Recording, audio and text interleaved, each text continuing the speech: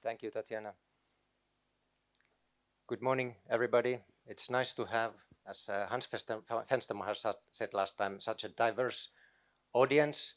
This time I count at least 5 chicken in the audience in the back.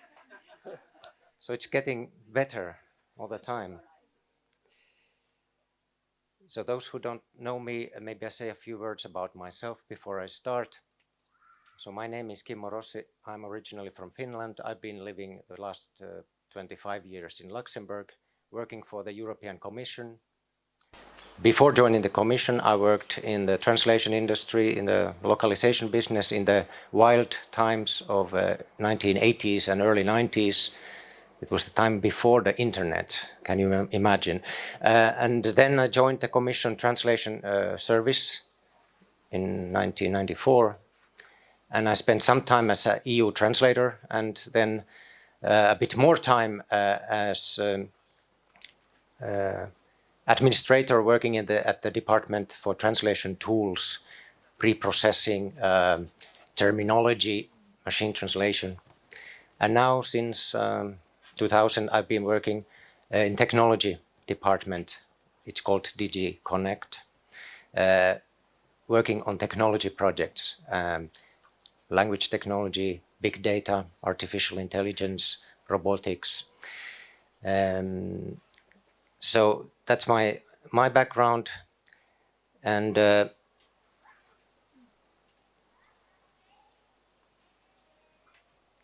if I just take some recent events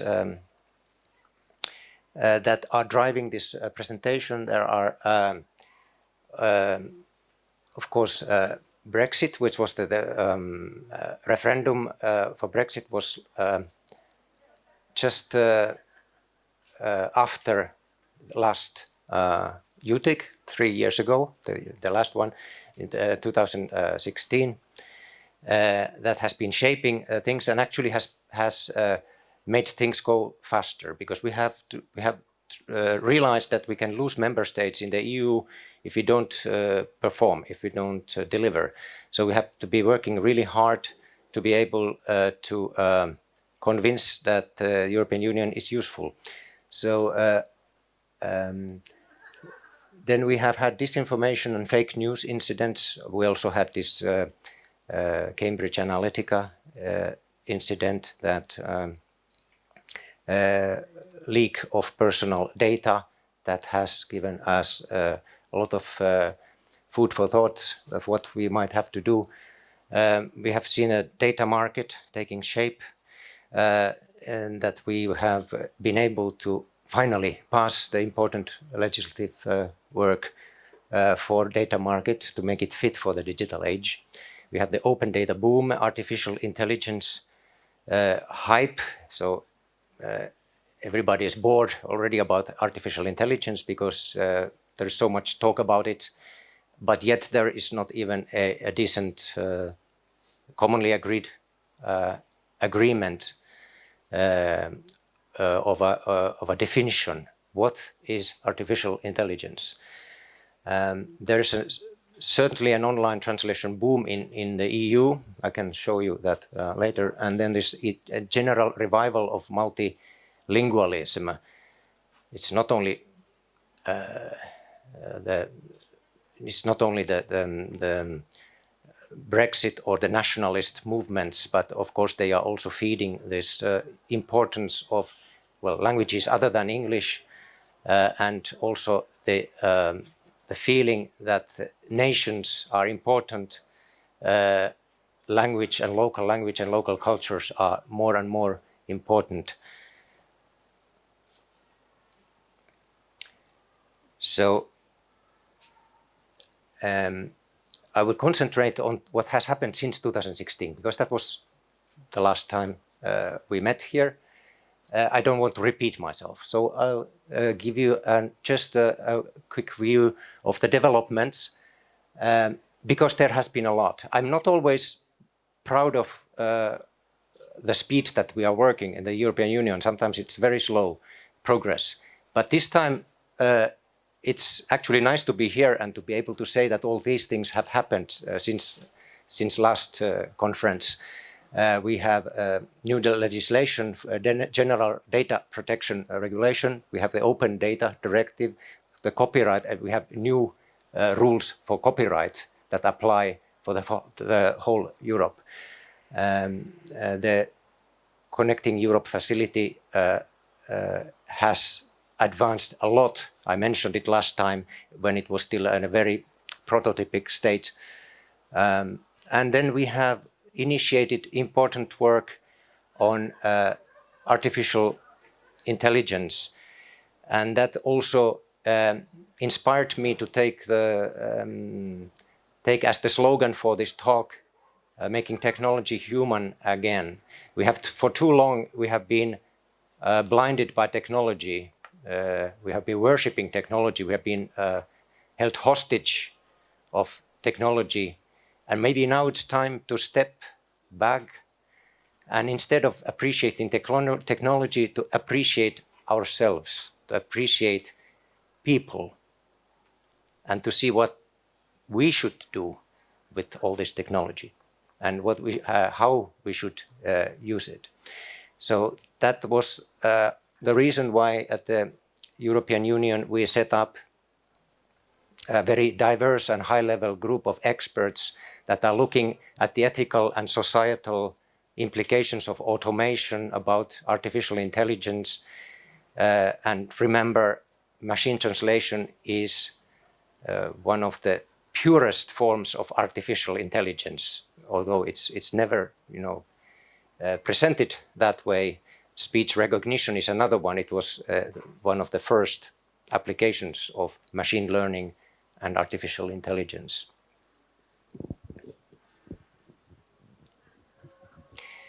Okay, so now I see that I have a slightly old version of my presentation online, so I have to change the order a little bit, because this is what I have in mind to take as the first step.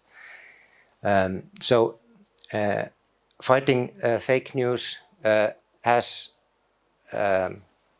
become very important rather recently, because we have had incidents, many of the incidents actually related to the events in Ukraine. But then there are other incidents about elections in EU member states and the EU Parliament elections, where there have been attempts to manipulate the result, to manipulate people's opinions or people's perception of certain things, and by diverting their attention from facts or giving wrong information. So that's why we have set up, it was already in 2016, a live fake news observatory, EU versus disinfo.eu, which is doing something very important when you are faced with fake news and disinformation. You should not resort to blackouts or to censorship. That's the wrong way. It's the opposite. You should be as transparent as possible and expose as much as possible. So that's why this website intends to show what fake news are around and what is that really happened. And then people can judge themselves what they believe in, which news source they believe in. There has been a so-called code of practice for disinformation, which is a very practical set of guidelines of how to tackle this fake news on online platforms. And it would not be credible to do that from top down. That's why we need the help of the online platforms. And we have indeed very good collaboration in the past 2 years with Twitter, Google, and Facebook, who have all signed up for this code of practice. And on our Europa website, the digital information website, we have monthly reports from these social media and online platforms of how this information has been detected, what has been happening, and what has been done about it. For example, in Facebook, you can find that Facebook has removed 2 billion fake accounts that have been used or could be used for spreading fake news. Now that's a huge number. Of course, it doesn't mean that there were 2 billion fake accounts. It means that some of these accounts have been already blocked at the moment when somebody wanted to create these accounts. But it just shows the dimension of the problem, of the size of this problem of fake news. And you can imagine what would be the situation if we don't do anything. So these social networking platforms have been very helpful and very collaborative, and we are grateful to them for that, because we have a common goal and we have a common problem with them. Now, why does this have to do? What does this have to do with translation or language technology? Actually, it does have a lot to do with language technology, because there is so much fake news around online that there are not enough human beings around to scan through all the online text. So we have to use automated methods, and we have actually two nice technology projects that are employing language technologies for automatic detection of fake news. The more recent of them is Fandango, which is applying different machine learning techniques to learn about what are the typical patterns and the typical features and characteristics of fake news, and then detect them and label them as potential fake news. And then human beings can decide what to do with that. The system only helps humans to deal with the problem. So it's maybe things that are present in the text, the way the text is written, maybe this fake news, the language, or it could be the channels through which these news are spread are typical for spreading fake news. That's another possibility for the system to detect that it's about fake news. The other project that I mentioned here is Summa. It's an older project that has already completed, a very successful one, with media partner BBC as the media partner. And it's taking a different approach. It's supporting quality journalism, because the problem with news in general is that there is less and less possibility of distinguishing what is real news and what is fake news. So maybe it's also a good idea to support journalists in their work so that they have all the necessary tools to create good quality news. Thank you for updating. Thank you for updating the presentation. Now I recognize the version, because the previous one was like 3 or 4 generations back. So I was a bit confused with the ordering of the slides, which was the major change that I made. So Summa provides tools for journalists to cope with multilingual news streams and news flows, using machine translation or automatic clustering of news topics. So it will cluster incoming news, the thousands and millions of news items, what the news items are about, so that the journalist can go to the right category and pick their sources from a well-ordered set of input, and also understand the language, because the news might be in Bulgarian or Danish, and Summa system will also automatically translate those news feeds for the journalists. So to make it easier for real journalists to do their job, that also helps fighting fake news. Okay, so now again you might be wondering why I'm talking to you about the General Data Protection Regulation. And I try not to make it too long or too boring. I will not give you details, just a quick flash of what it is. So GDPR, you may have heard of it. It came into force in May 2018. So it has been applicable for a bit more than a year now. It's a regulation. It's not a directive, it's a regulation, which means that it's immediately applicable.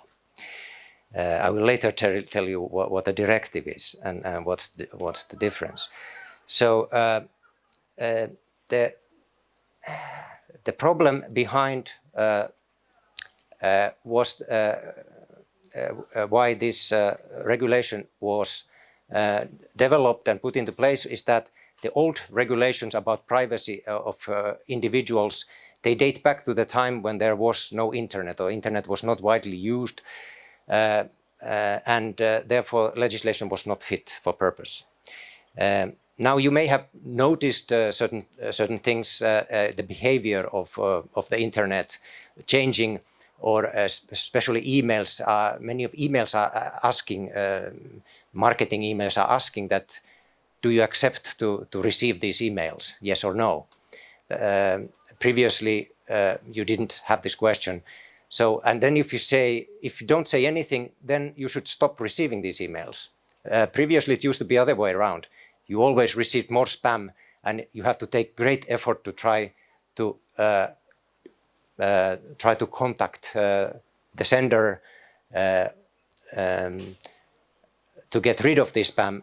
So now the burden has been reversed, so that nobody should be spammed anymore unless you have given your consent to receive something. So it gives new rights to the data subject. So data subject is the person whose personal data is being used or processed. So first of all, it gives the right for information. So I have the right to ask the marketing company, what information do you have about me? And then I have also the right to correct it if it's wrong. I have the right to take it out. I can say that please delete my data. I don't want you to have it. And they have to delete it. There's also another right which is very important in the digital age. It's sometimes called the right for data portability. It means that I have the right, when I've been using an online platform, LinkedIn or Facebook, to take my personal data and move it to another platform. I change my mind, I want to start using another platform. Then this first platform has to give you your personal data so that you can move it to the other platform. That's data portability. In every possible way, that consent is the key issue and the determining factor about the use of personal data. So I need to give my consent, otherwise you cannot use my personal data, you cannot process it. So obtaining the consent has become a bit of a problem, because now you many times receive all kinds of confirmation screens where you have to click OK, that it's no longer just OK for cookies, but also OK for collection of personal information. And then, of course, the problem now is that you are very tempted to just blindly click OK to get further, to go ahead. So this consent mechanism, which was designed to be effective in making sure that people know what they are doing, it's actually not working if people are mechanically just clicking OK. So that's why there are new challenges and also new opportunities for compliance management. So this is an opportunity for the language industry and for the software developers to build systems that allow people easily to use systems without being bombarded by these consent statements and confirmations. So to build profiles, online profiles for people that explain to all websites what this person wants to receive, what kind of personal data I want to give to which type of service, and then I don't have to start click separately anymore when I'm opening a new website, because this profile will tell these online services what are my preferences. This is not yet the case. I mean, this still needs to be, this still needs to happen, but I would say that the GDPR needs this kind of smart mechanism in order to become really effective. You may think that the GDPR does not apply to you if you are in Ukraine or Russia, because it's not in the EU. You are probably wrong. If you are doing business with clients located in the European Union, then you have to obey the GDPR. So it means, in other words, if the data subject, if the person whose personal data is being handled is resident in any EU country, then this GDPR regulation applies. I have no time to go to the details of this regulation, but I can maybe answer some questions or talk to you offline if you are worried about the implications of this regulation. Many people are worried about the big sanctions that are written in the regulation, that companies that deliberately are breaking these data protection rules, they may be facing fines up to 20 million euro or 4% of their annual turnover, whichever is higher. For the big online platform companies, 20 million is peanuts. So that's why we have also this 4% of the annual turnover, which is billions for companies like Google and Facebook.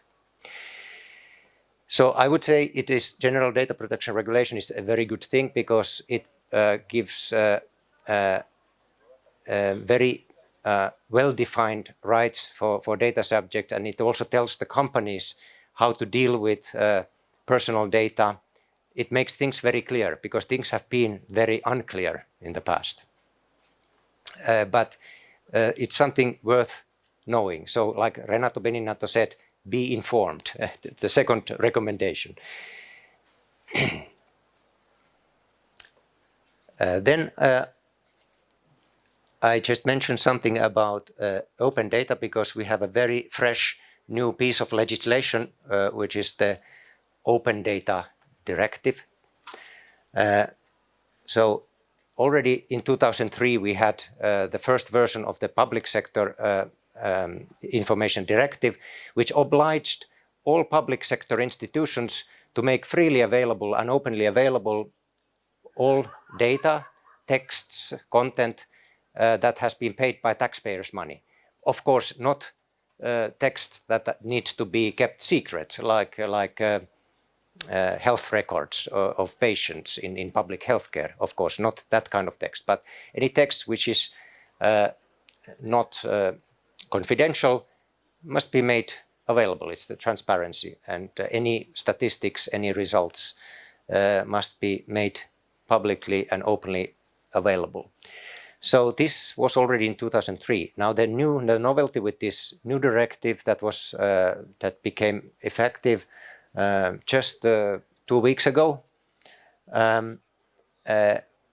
it goes much further in saying that any material produced by public bodies will have to be searchable, so searchable by search engines or systems so that they can be found, and they must be machine readable. So not only that, like in the old days, I could contact by email a government agency and ask for certain data, translations of certain documents, for example, or translation memories. Now they have to appear on a website where they can be automatically downloaded without human intervention. I can program my bot to download it, and it has to be described by labels so that my systems can recognize that it's the data that I want. So why I'm mentioning this piece of legislation here is because it's a very important open data.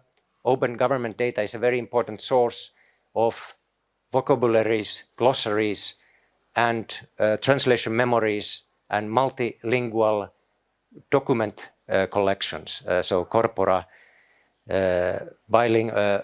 We have now a repository. It's not really a physical repository of data, but it's a sort of gateway to this open linguistic data. It's called the European Language Resource Coordination repository, and there is already 950 language resources, of which 600 are bilingual resources, so glossaries or corpora or translation memories, so that they are already available and downloadable. So this is a good start, this 950, but it actually will be millions by the time that this goes into full application. It means that basically all the public sector translation memories will be available, unless they are about confidential texts, of course. Then that's a different matter. So it's a potentially very valuable resource for translators.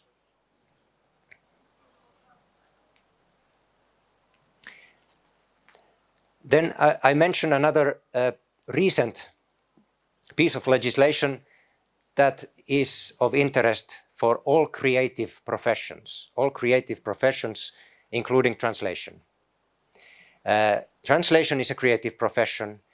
Then you may be translating authors' work, so authors of books or articles, journals, that are all subject to copyright. The problem with copyright so far in Europe was that there were 28 different copyright sets of rules, because each EU member state had their own copyright legislation, and they were different. And this was a serious problem, especially for the online domain, because it effectively prevented information and copyrighted works for circulating, because you always had to think, what are the consequences of publishing this work in all these different countries? You had to learn the legislation, the copyright legislation of each of these countries. So it also makes the situation of creators, it puts them to a better position against the big companies, the big actors, the big publishing houses, because it gives equal rights to all right holders of copyrighted content. One of these rights is the right to appropriate and proportional remuneration, so that you have the right to receive payment for your content, so it cannot be pirated. You you can decide, if you are the author of the content, you can decide what you charge for it. And if you are giving your content to a publishing company, they have the obligation to report to you on the use of your text, like statistics, or how many times this article or this blog has been read, or if that is a basis for remuneration, you need to know, of course. So they have this obligation to tell you what use has been made of your content or your novel, or whatever it is. And then there is also the right for contract adjustment. So in case your book suddenly becomes very popular and hits all the records, you may have the right actually to update the contract if it becomes very unfavorable to you. So you can even require existing contracts to be changed on that basis. So something very surprising happens. So it's very much protecting the rights of small players and individual creators. There has been a lot of criticism. You may have seen a lot of complaining about the copyright directive, that it will disable online platforms like YouTube because they will no longer take input from people because they are afraid that it's violating copyright. There's this famous Article 13 of the Copyright Directive, and which has been criticized for this particular purpose. However, the situation is that yes, online platforms like YouTube, like Facebook, they are responsible that the content that is distributed over the platform does not violate copyright, and they have to do their best efforts to make this happen. But there has been criticism that this will lead to automatic filtering of certain types of content, and that when you upload something you will not see it because some automatic filters will take it down. This is not what the directive is requiring. It's just requiring the online platforms to do their best efforts to keep the content legal.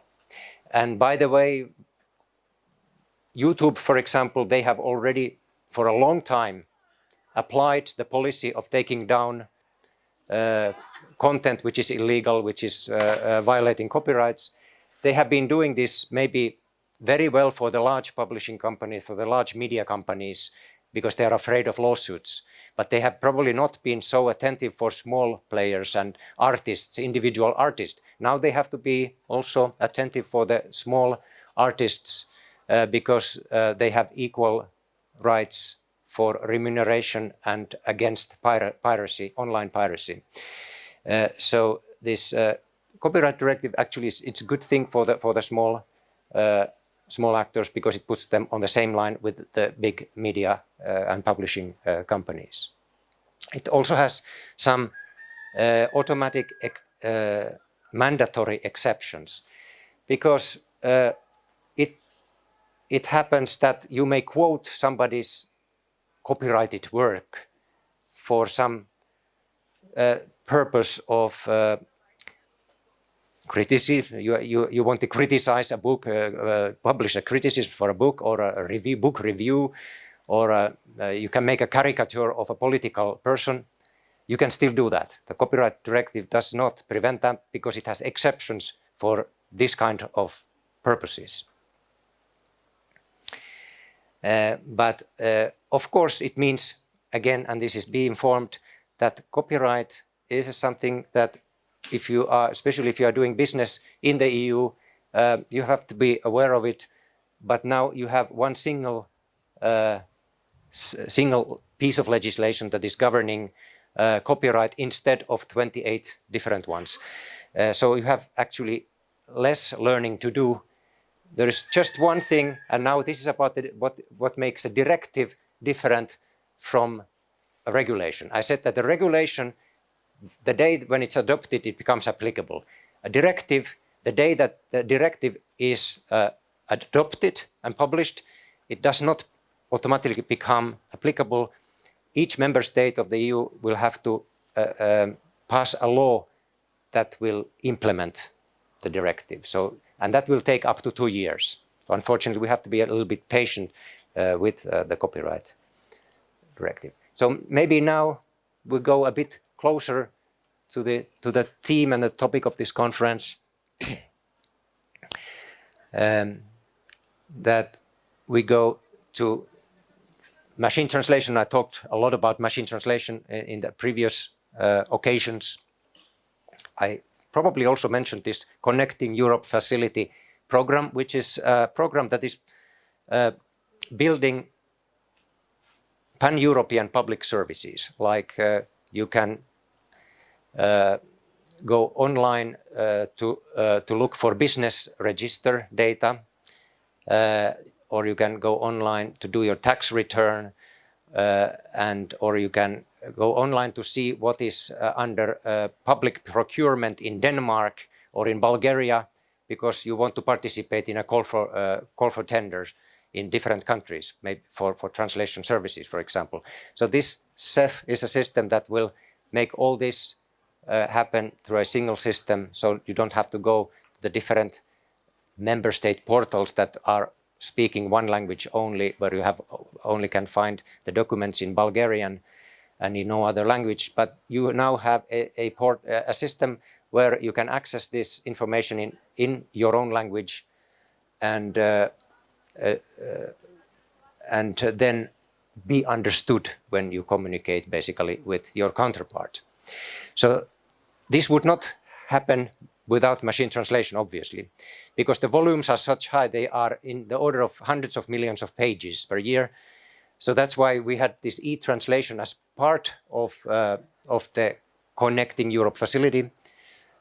E-translation is a machine translation system that was previously known as MT at EC. It was a statistical machine translation system, but in 2017 it migrated to a new technology platform using neural machine translation technology.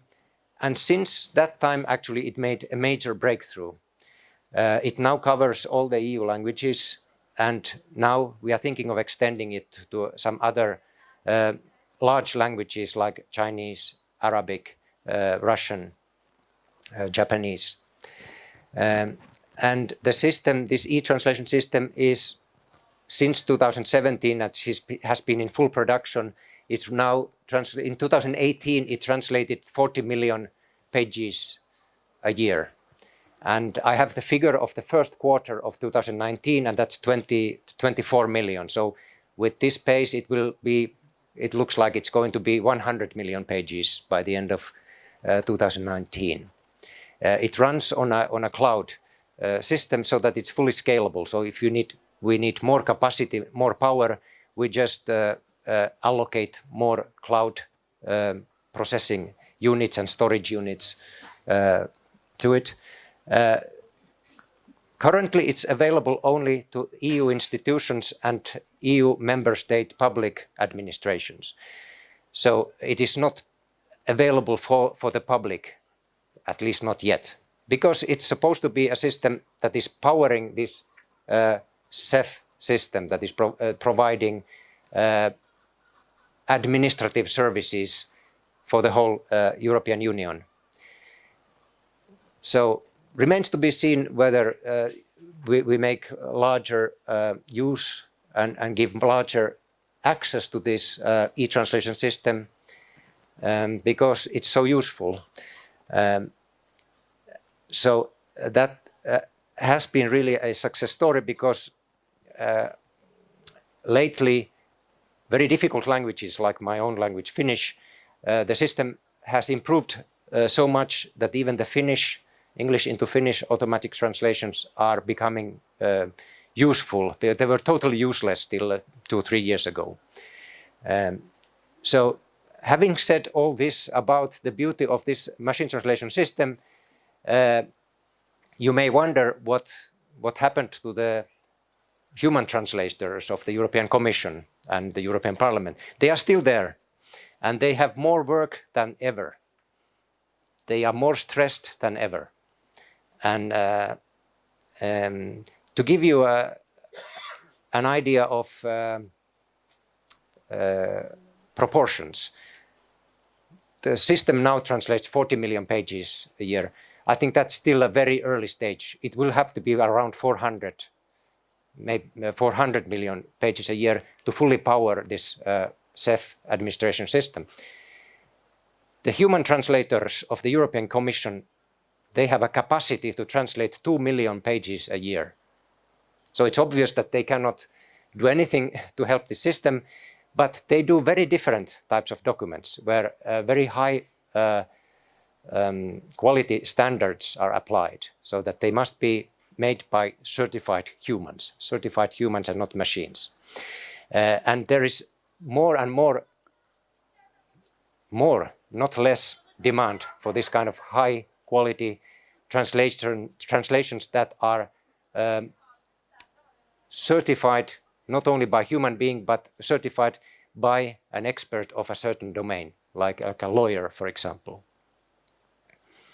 And this will keep people busy. It will change their work, how their work appears, but it will be keeping them busy for a long time. So currently this e-translation module is integrated to not all, but many of the services of the CEF system, like e-justice, the digital library Europeana, open data portal, the social security system.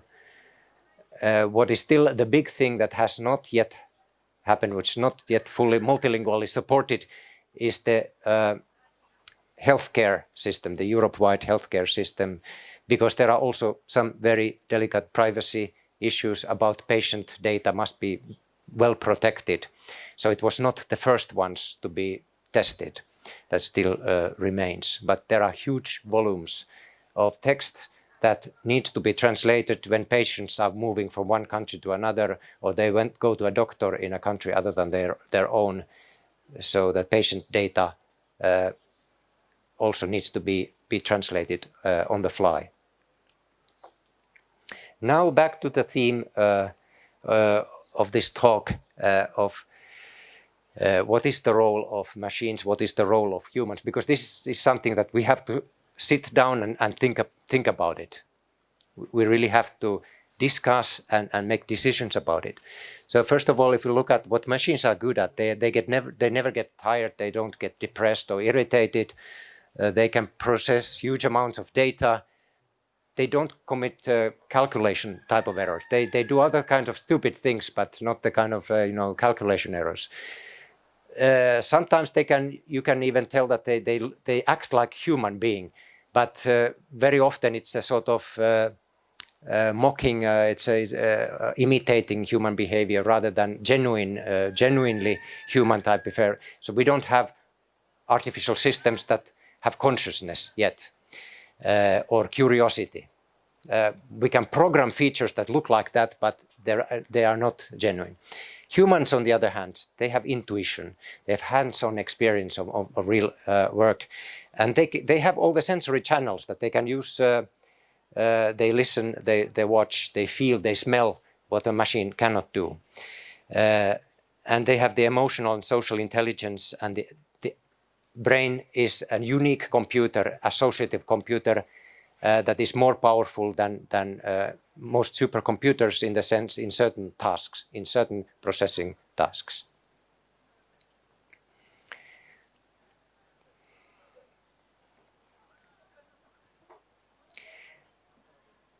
So if I come back to this reflection about what to do with artificial intelligence, what kind of strategy we want to adopt by it.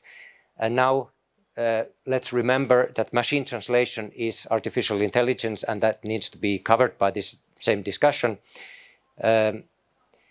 It's important still to keep in mind that they are tools for creativity and human judgment. They are tools, but they do not replace human judgment or human creativity. And importantly, people, human beings, should still take responsibility. They should decide, first of all, what is automated and not.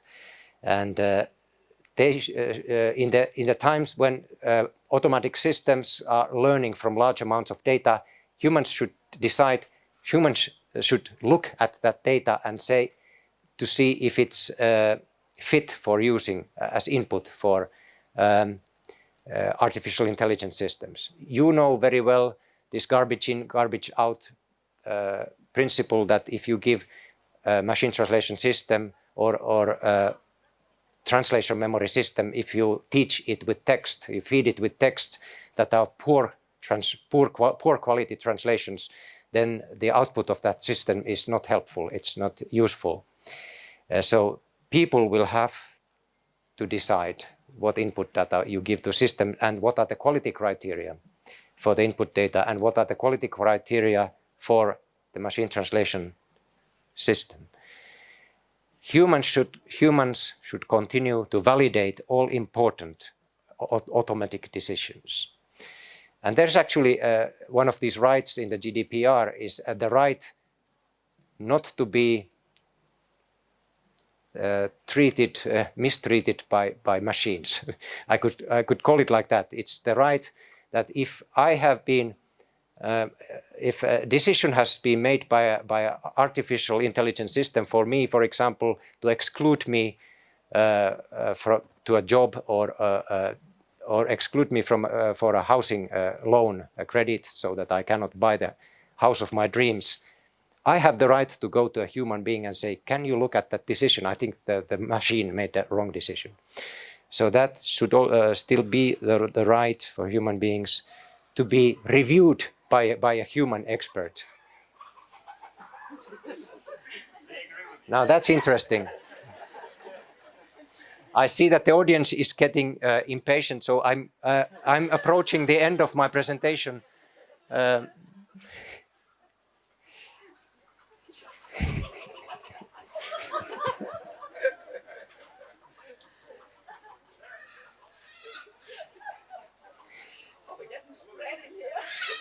It's the thing is that now we have a dog also in the audience, and it's having fun with the chicken.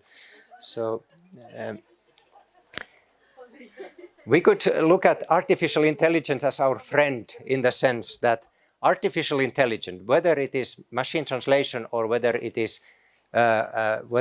chatbots or automatic aligners of parallel text for machine translation, they are our helpers. They are like workers for us. They are our staff.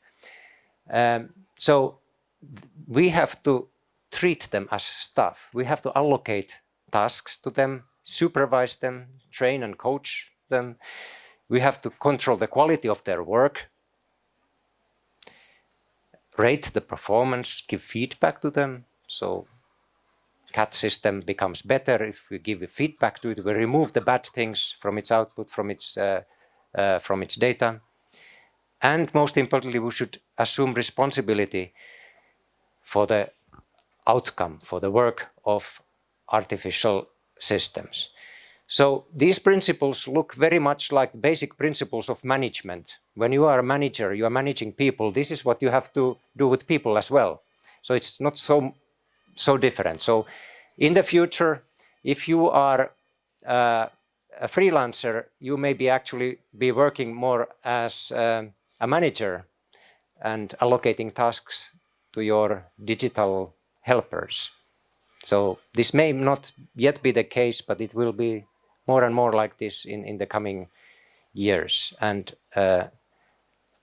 now I can conclude my presentation with just a few links to useful sources that might be of interest. The DGT translation memories you probably know already. Last time I told you about the translation memories of the European Commission translators. It was 1 billion words, now it's 2.2 billion words. in all EU languages. All 24 EU languages are now covered, and you can download them freely. You can use them for any purpose. They are open data. Then, as I told you, there is this CEF language resource repository, which has valuable open linguistic data. Most of the data that you find in the CEF language resource repository can be used freely for any purpose, but you can find the licensing information. I realized that there's a mistake in this. There's a mistake in this link. After repository, you should put /search. So I should always check all the links before publishing them, so that one will require the search after the repository. And then for interpreters, maybe interesting stuff, a resource called SKIC-REC is the EU speech repository. It's mainly for educational purposes. It contains speeches that have been held in various occasions and events organized by the EU, and it also sometimes gives the transcripts and the interpretation. So it's a tool for interpreters learning interpretation of European events or meetings. Then the European Parliament Debate Archive is the really huge source of material, audiovisual material. So the last link, you can find all the parliamentary sessions of the European Parliament and also the sessions of the different committees, and you can find all the interpretation tracks in all EU languages as well. So not only the original spoken track, but you can also listen to any language by the interpreters. Now the transcript of that text will appear later, so that is not immediately available because it needs to be validated. Because these are official discussions, but online immediately you will find the audio material. But for the textual transcripts in the different languages, you may have to wait. And this is all open and public. And with this, I thank you for your attention, and I hope some of this was useful. Thank you.